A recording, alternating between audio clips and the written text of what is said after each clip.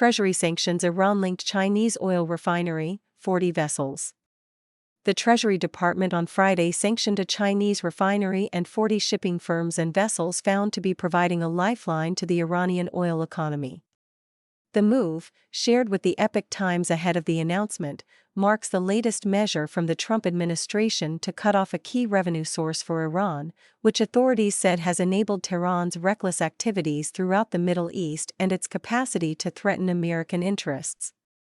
The targeted Chinese company is Hengli Petrochemical Refinery Company, the second largest independent oil refinery in China and one of Iran's largest customers for crude oil and other petroleum products.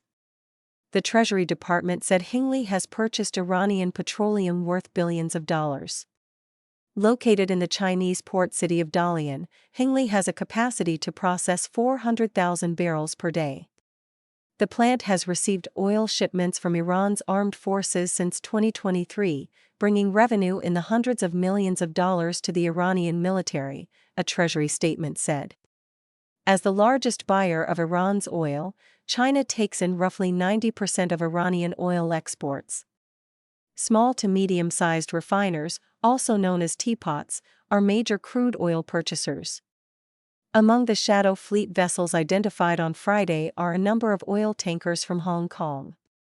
One of them, Marshall Islands flagged but owned by a China-based shipping company, has transported millions of barrels of Iranian high-sulfur fuel oil over the past few months, according to the Treasury authorities. The sanctions, which took place weeks before President Donald Trump's Beijing trip, block the targeted entities and individuals from U.S. transactions and impose penalties on anyone contributing funds, goods, or services to them. The action adds to the more than 1,000 Iran-related people and entities already on the Treasury Department's Office of Foreign Assets Control sanction list. Treasury Secretary Scott Bessent said his agency will continue to constrict the network of vessels, intermediaries, and buyers Iran relies on to move its oil to global markets. Any person or vessel facilitating these flows, through covert trade and finance, risks exposure to U.S. sanctions, he said in a statement.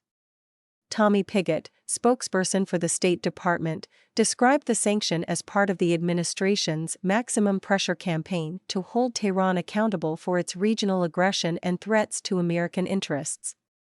The administration remains focused on ensuring the Iranian regime cannot use illicit oil revenues to advance its malign agenda while the Iranian people continue to suffer from economic mismanagement and repression, he said, adding that the United States plans to intensify economic pressure on Iran and the international network sustaining its energy trade.